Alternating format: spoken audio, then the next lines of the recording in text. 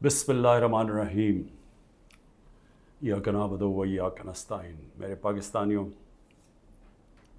आज मैंने आपसे 3-4 बातें करनी हैं, लेकिन मैं सबसे पहले जो अपनी बात का आगाज़ करना चाहता हूँ वो मैंने जिस चीज़ के ऊपर फ़ैसला किया है कि नैब चेयरमैन के ऊपर मैं 15 अरब रुपए का आज हर्जाना उसके ऊपर डाल रहा हूँ अपने वकील के ज़रिए। मैंने उसको लीगल नोटिस भिजवाया और मैं आपको सिर्फ मोटी मोटी बात बताना चाहता हूँ कि मैंने ये क्यों किया है। इस आदमी ने सब कुछ बदनीयती पे किया। इसने मेरे फंडामेंटल राइट्स, मेरे जो बुनियादी हकूक़ जो मेरा आइन देता है, उसकी खिलाफ वर्जी की। इसने नैब के कानून तोड़े मुझे पकड़ने में, और इस सिर्फ हर्जाना नहीं कर रहा, मैं इसको कंप्लेंट करूंगा सुप्रीम जुडिशल काउंसिल में इसका।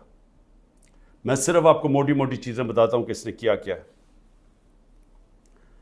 28 अप्रैल को, ज़रा ये गौर से सुनना है, 28 अप्रैल को फैसला होता है कि मेरे ऊपर ये जो इंक्वायरी कर रहे थे उसको इन्वेस्टिगेशन में तब्दील करना है। सो आप सब के लिए समझना ये है कि जब इंक्वायरी से इन्वेस्टिगेशन में तब्दील होती है तो पहले मेरे से पूछा जाता है कि मुझे इंक्वायरी रिपोर्ट दिखाई जाती है कि मेरे खिलाफ कंप्लेंट है क्या और ये क्यों तब्दील किया जा रहा है इन्वेस्टिगेशन के ऊपर। मुझे कोई इसका इल्म नहीं होता, बल्कि 30 अप्रैल को उसके 2 दिन बाद अखबार में रिपोर्ट आती है। एक किसी अखबार में लिखा होता है कि जी इंक्वायरी इन्वेस्टिगेशन से गई। मेरे वकील ने फौरी तौर पर इस्लामाबाद हाई कोर्ट कहा कि जी क्या, हमें तो पता ही नहीं है इसका। लेकिन ज़रा आप देखते रहें कि 28 से जब मुझे पता ही नहीं है कि इंक्वायरी क्या है, मेरे पास रिपोर्ट ही नहीं है। इंक्वायरी की रिपोर्ट मेरे पास पहली दफ़ा आती है जब ये मुझे जेल में डालते हैं। ये नैब के कानून की खिलाफ वर्जी है। अब बदनीयती देखें कि 28 को वो इन्वेस्टिगेशन करते हैं, 1 मई को मेरा वारंट निकल जाता है। 3 दिन के बाद मेरा वारंट निकल जाता है, और वारंट भी उस दिन निकलता है जिस दिन पब्लिक हॉलिडे होता है। 1 में पब्लिक हॉलिडे होता है।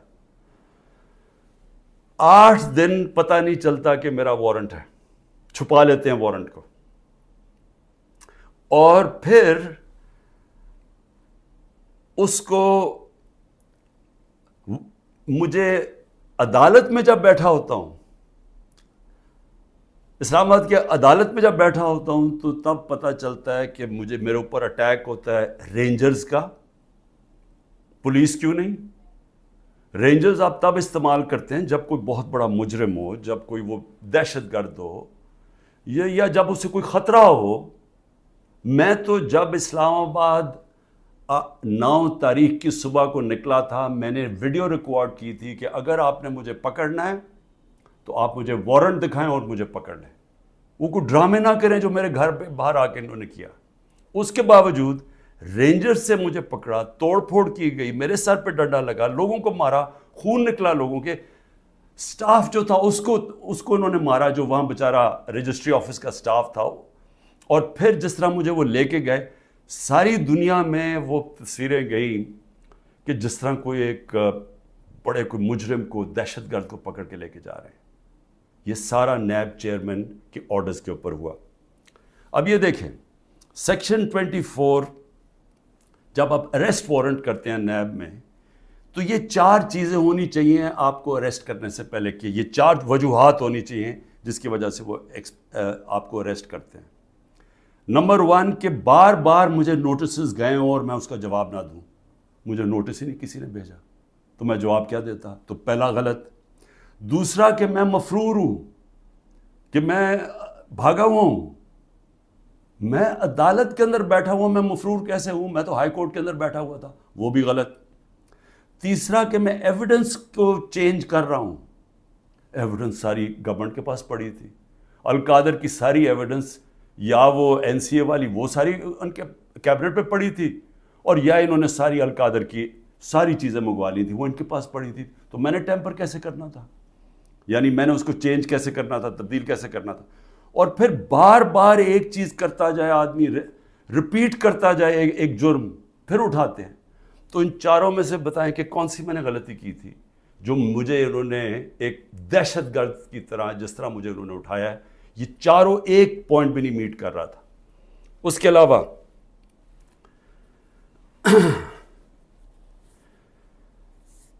جس طرح انہوں نے مجھے اٹھایا، میں اس لیے ہرجانہ کر رہا ہوں کہ انہوں نے ساری دنیا میں خبر گئی کہ عمران خان کو کرپشن کیس پہ اٹھا لیا۔ اب یہ یاد رکھیں کہ شوکت خانم کے لیے اور نمل یونیورسٹی کے لیے میرے نام پہ، میری کریڈیبلٹی پہ 10 ارب روپیہ ہر سال اکٹھا ہوتا ہے، اور اس کے علاوہ جو کراچی کا ہسپتال بن رہا ہے وہ 30 ارب کا ہے، یہ تیسرا ہسپتال ہے، اور پھر نمل یونیورسٹی کی ایکسپینشن ہو رہی ہے، اس کے لیے پیسہ اکٹھا کر رہا ہوں۔ تو ایک آدمی کی جب ساری دنیا میں آپ نے اس طرح غیر قانونی طور پہ کیا تو ساری دنیا میں پیغام کیا گیا کہ عمران خان کسی کرپشن میں ملوث ہے، اور اس کی وجہ سے متاثر ہو سکتی ہیں یہ اربوں روپے کے جو میں ہر سال پیسے اکٹھے کرتا ہوں۔ اس لیے میں نے اس کے اوپر ہرجانہ کیا ہے، اور اسی لیے میں صرف یہاں نہیں، میں سپریم جوڈیشل کاؤنسل میں اس کی کمپلینٹ کروں گا۔ یہ بدنیتی کے اوپر ہوا، یہ چھپا کے انہوں نے کیا، یہ پہلے سے پلان تھا، یہ انہوں نے مجھے ذلیل کرنے کے لیے کیا ساری دنیا کے سامنے۔ آرام سے بھی اٹھا لیتے، پولیس آ کے مجھے پکڑ کے لے جاتی، وارنٹ دکھاتی، میرے پاس کون سی وہاں کوئی فوج تھی یا لوگ تھے۔ تو آخر میں اس چیز کے اوپر میں صرف یہ کہنا چاہتا ہوں کہ یہاں سے پری پلان بنا ہوا ہے کہ کسی نہ کسی طرح عمران خان کو پکڑ کے تو جیل میں ڈالو، تو راستے سے ہٹا دو۔ یہ پوری تیاری ہے، 150 کیسز ہیں، اور اب یہ حالات ہیں کہ اتنا پریشر ڈالا ہوا ہے انہوں نے کہ میرے وکیل گھبرانا شروع ہو گئے ہیں۔ پہلے تو انہوں نے سارے کارکن پکڑ لیے ہمارے، اور میں خاص طور پہ وہ 10,000 کارکنوں کے اوپر آج بھی میں اپیل کرتا ہوں، ساری ہیومن رائٹس آرگنائزیشن کو میں اپیل کرتا ہوں کہ اتنا بڑا ظلم ہے کہ ان کو جیلوں میں بند کیا ہوا ہے، ان کو دہشت گردی کے اوپر رکھا ہوا ہے، اس کے لیے ایک شناخت پریڈ ہوتی ہے، اس کے لیے لازمی ہوتا ہے کہ آپ ان کو پروڈیوس کریں۔ وہ کہتے جی ہمارے پاس عملہ ہی نہیں ہے، وہ شناخت پریڈ ہوتی ہے، اس کے اوپر لے کے ہی نہیں آتی پولیس۔ ججز آرڈر کرتے ہیں وہ لے کے نہیں آتے، ججز کے آرڈرز وائلیٹ کرتے ہیں، اور پھر کئیوں کو اٹھایا ہوا ان کو پریزنٹ ہی نہیں کر رہے کیونکہ اوپر کیس ہی نہیں لگا رہے تاکہ ان کو عدالت بھی نہ لے جانا پڑے۔ لوگوں کو بند کیا ہوا ہے چھوٹے کمروں میں، گندے حالات ہیں اس کے اندر، کئیوں کے اوپر تشدد کیا جا رہا ہے۔ میں سارے پاکستان کے اندر، دیکھیں میں اس وقت سب پاکستانیوں سے اپیل کرتا ہوں کہ یہ جو ہو رہا ہے یہ یاد رکھیں کہ یہ ملک کو ادھر دھکیلا جا رہا ہے، وہ اس ملک کے اندر نفرتیں پیدا کی جا رہی ہیں، ایسی نفرتیں پھٹتی ہیں ملک میں۔ جب تک ایک پولیٹیکل پارٹی منظم رہتی ہے، ہم کوئی کسی قسم کا ہم نے آج تک 27 سال میں انتشار نہیں کیا۔ 9 مئی کو میں پھر سے ریپیٹ کرتا ہوں کہ سب کنڈیم کرتے ہیں، سارے، کوئی پاکستانی نہیں ہے جو وہ سمجھتا ہے کہ جو جلانا کیا، جو آرسن کی گئی، جو بلڈنگ جلائی گئی، یہ خاص طور پہ یہ جو کور کمانڈر کا گھر، سب اس کی مذمت کرتے ہیں۔ لیکن کیا کوئی تحقیقات انڈیپینڈنٹ نہیں ہونی چاہیے؟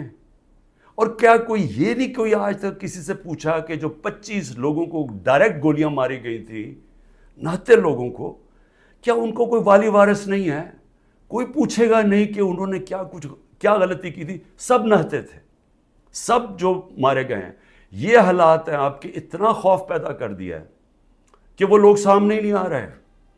ہم لوگوں کو جب کہتے ہیں کہ ہم نے آپ کو کمپنسیٹ کریں گے، ان کی فیملیز کو، کوئی غریب لوگ تھے، ایک بیچارہ سارا گھر سنبھالتا تھا، اس کو گولی مار دی، وہ اتنے ڈرے ہوئے ہیں ان کے گھر والے لوگ کہ وہ سامنے ہی نہیں آ رہے۔ اب ایسی فضا پیدا کی ہوئی ہے، چھپے ہوئے ہیں، لوگ کہتے ہیں جی ہم نے سامنے نہیں آنا۔ اور کارکنوں کا یہ حال ہے کہ ہمیں پتہ ہی نہیں پوری طرح چل رہا کہ کتنے کارکن اندر ہیں، کتنے جیلوں میں، کیونکہ وہ چھپے ہوئے ہیں۔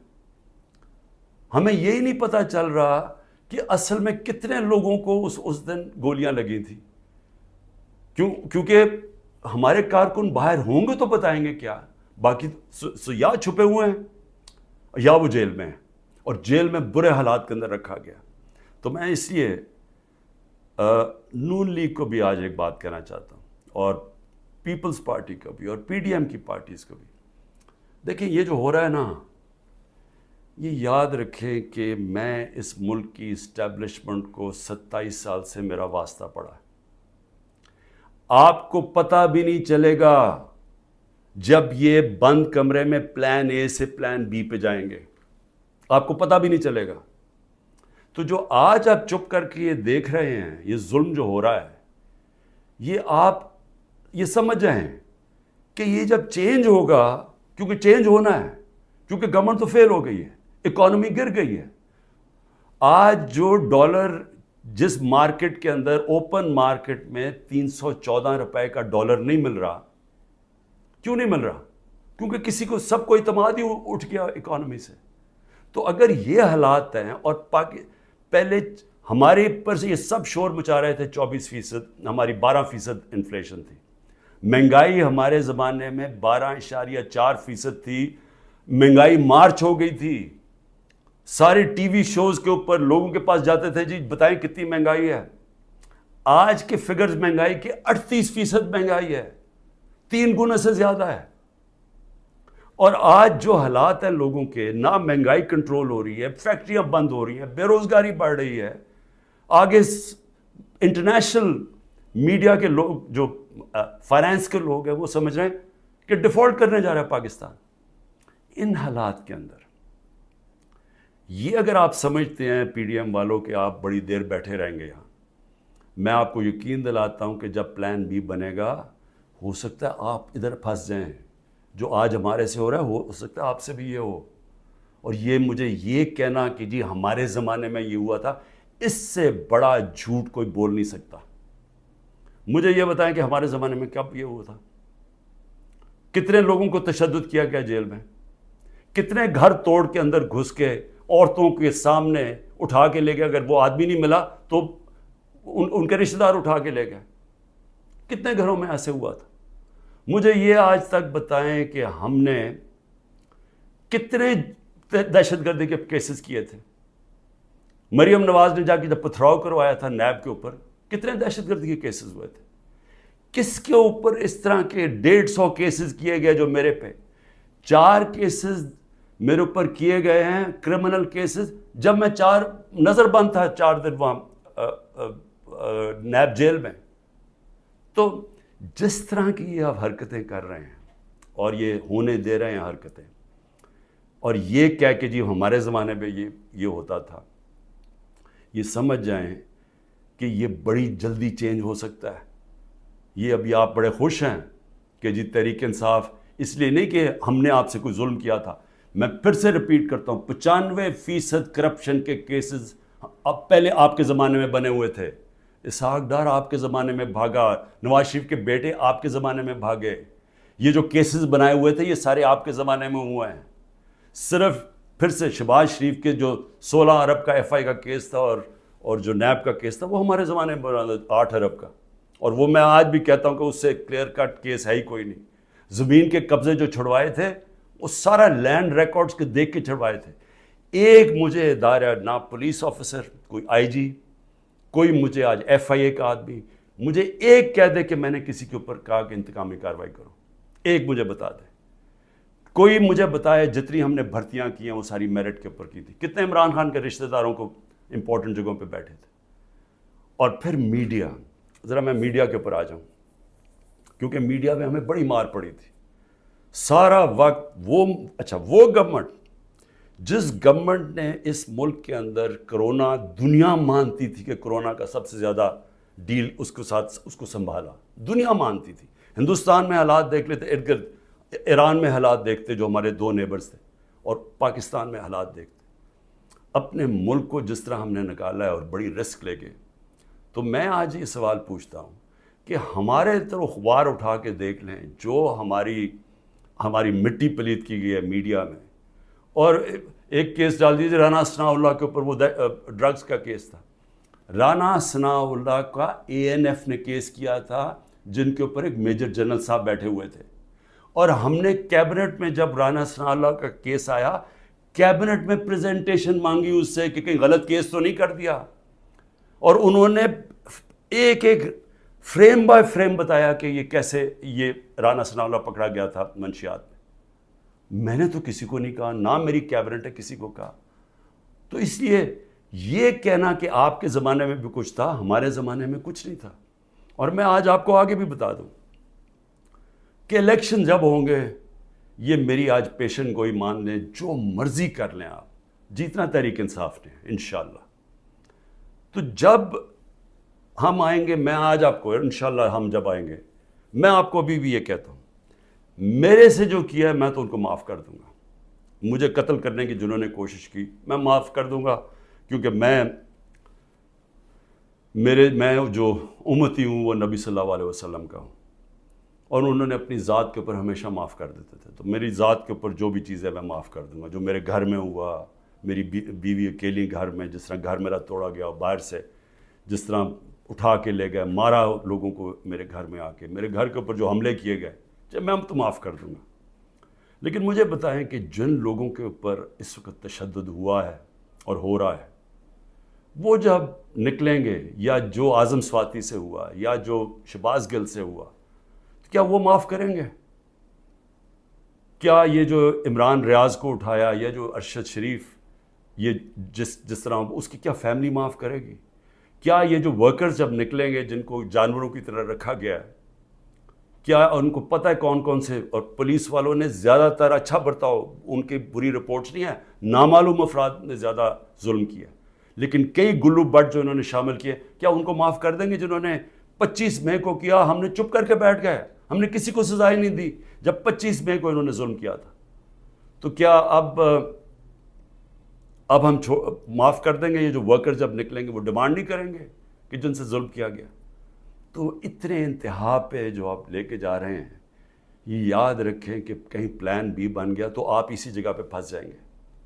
اور میری میڈیا سے، اب میں پھر میڈیا سے پوچھتا ہوں کہ اب تو انہوں نے مکمل طور پہ عمران خان کا نام ہی اب نہیں لے سکتے اب ٹی وی چینلز پہ، یہ اب نئی چیز ہے.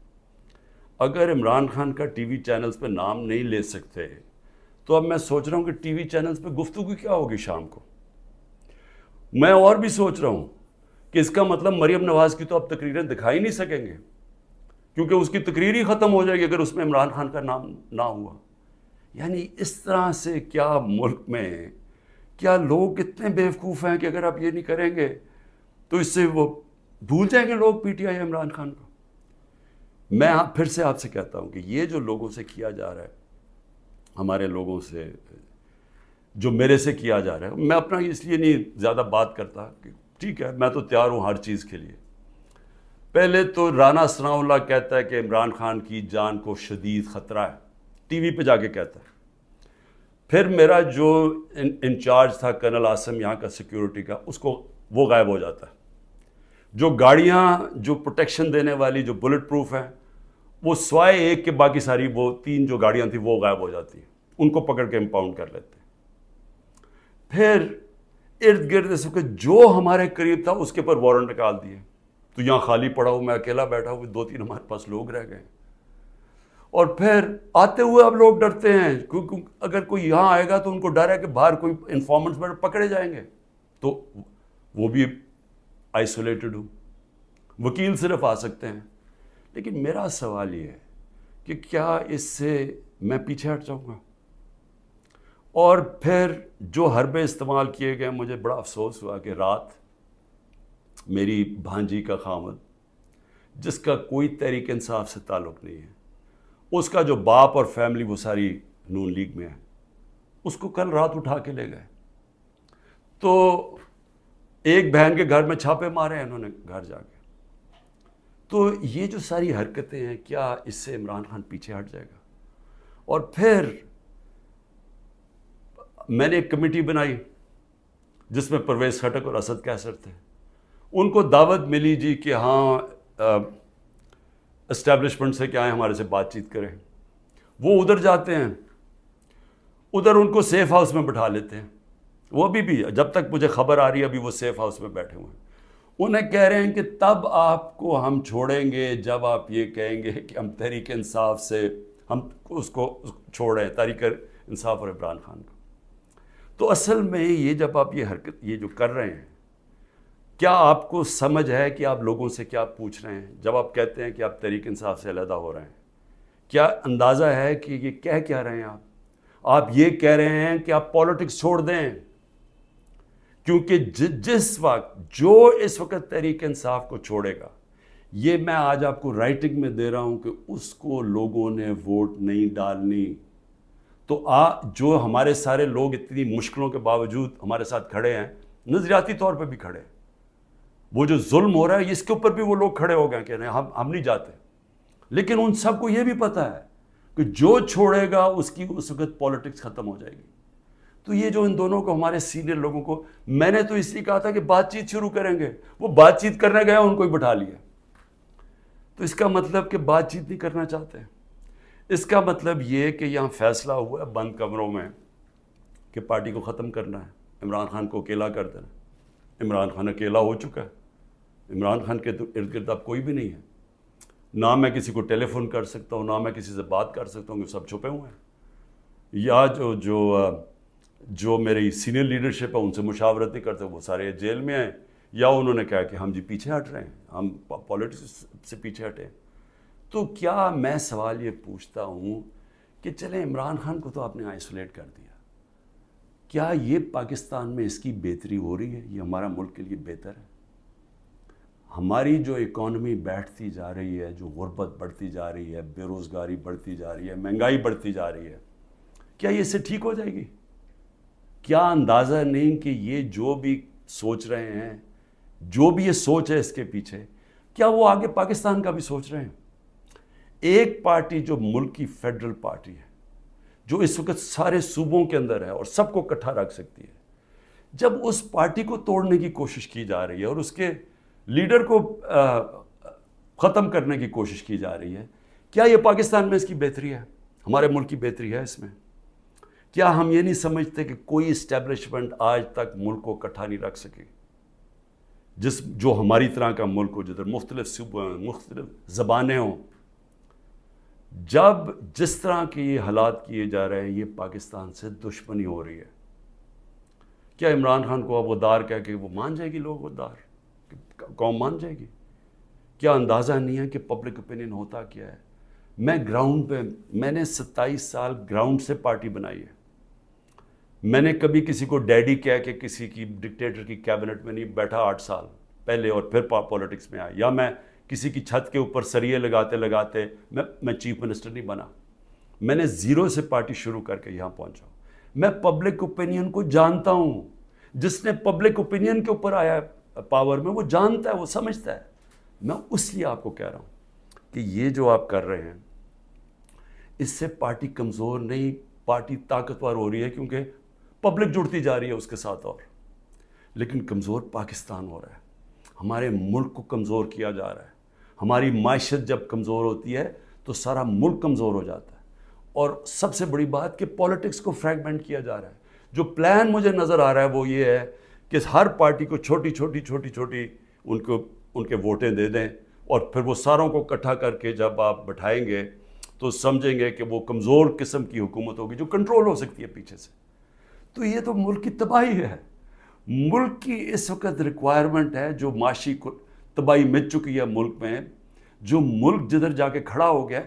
آپ کو تو وہ ایک گورنمنٹ چاہیے جس کو پبلک، جس کے پیچھے کھڑے ہو، پبلک کا مینڈیٹ ہو جس کے پیچھے، جو کہ پھر ملک کو اکٹھا بھی کر سکے اور مشکل فیصلے کر سکے۔ اور مشکل فیصلے کیا ہوتے ہیں؟ ملک کو ری اسٹرکچر کر سکے، گورننس سسٹم ٹھیک کر سکے، رول آف لا لے کے آئے پاکستان میں، وہ انویسٹمنٹ کی انوائرمنٹ بنائے تاکہ انویسٹمنٹ تو آنی شروع ہو، اور تو چھوڑے بیرون ملک پاکستانی سب سے بڑا اثاثہ ہے۔ جس وقت ہم نے ملک میں قانون کی حکمرانی کی، ان کی انویسٹمنٹ آ جائے گی، لیکن یہ تو اس کو دوسری طرف جا رہے ہیں، اس میں تو پاکستان میں امید ہی ختم کرتے جا رہے ہیں۔ اور میں آخر اپنی بات ختم کرتا ہوں اپنے ورکرز کے لیے، کہتے ہیں کہ جتنے بھی میرے ورکرز ہیں وہ جس طرح بھی میری ان تک آواز جائے، مجھے پتہ مشکل ہے وقت، چن کے ہر تھانے کو حکم دیا گیا کہ پی ٹی آئی کا کوئی کارکن ہے تو اس کو پکڑو یا اس کو دباؤ یا اسے کہو اپنی وہ کہے کہ جناب میں آج پاکستانی فوج کے ساتھ کھڑا ہوں اور میں تحریک انصاف چھوڑ رہا ہوں۔ ہم سارے پاکستانی فوج کے، میں بار بار کہ ہم سب فوج کے ساتھ کھڑے، کون نہیں کھڑا ہوگا اپنی فوج کے ساتھ جس نے آپ کی ملک کی حفاظت کرنی ہے؟ لیکن یہ ایک آڑ لے کے کہ جی وہ 9 مئی کو تحریک انصاف کو ایک بالکل ایک اس کے اوپر پورا کریک ڈاؤن کر دو اس کا بہانے میں، تو میں اپنے سارے کارکنوں کے صبر کریں، مشکل وقت ہے، آپ کے لیے مشکل وقت ہے، میرے لیے سب سے زیادہ مشکل وقت ہے۔ مشکل وقت کیوں ہے؟ کیونکہ سارا دباؤ انہوں نے میرے پر ڈالا ہوا ہے۔ تو جب تک میں کھڑا ہوں، جب تک یہ سارے حربے استعمال کر رہے ہیں مجھے پکڑنے کے، کوئی نہ کوئی کیس میں تو پکڑ ہی لیں گے کیونکہ اتنے زیادہ کیسز ہیں، اور اگر میرے وکیل اب ڈرنا شروع ہو گئے ہیں تو میں خود تیاری کر رہا ہوں کہ میں خود ہی پھر مجھے اپنے کیسز عدالت میں جانا پڑے گا، لا پڑھنے کی بھی اب کوشش کر رہا ہوں۔ سمجھ بھی ویسے میں نے اتنی دفعہ عدالتوں کے چکر لگائے ہیں کہ میں کافی سمجھ بھی گیا ہوں کہ قانون کیا ہوتا ہے، تو میں وہ بھی تو لگ تو ایسے رہا کہ وہ وکیل بھی آخر میں چھوڑ جائیں گے، لیکن عمران خان جب تک زندہ کھڑا رہے گا اپنے ملک کی حقیقی آزادی کے لیے۔ اور میرے کارکنوں، آپ اس کو پولیٹکس نہ سمجھیں، آپ ایک دن دنیا کہے گی کہ یہ وہ لوگ ہیں جو کھڑے تھے پاکستان کی حقیقی آزادی کے لیے اور انہوں نے قربانیاں دی اپنے ملک کو آزاد کرنے کے لیے۔ پاکستان پائندہ باد۔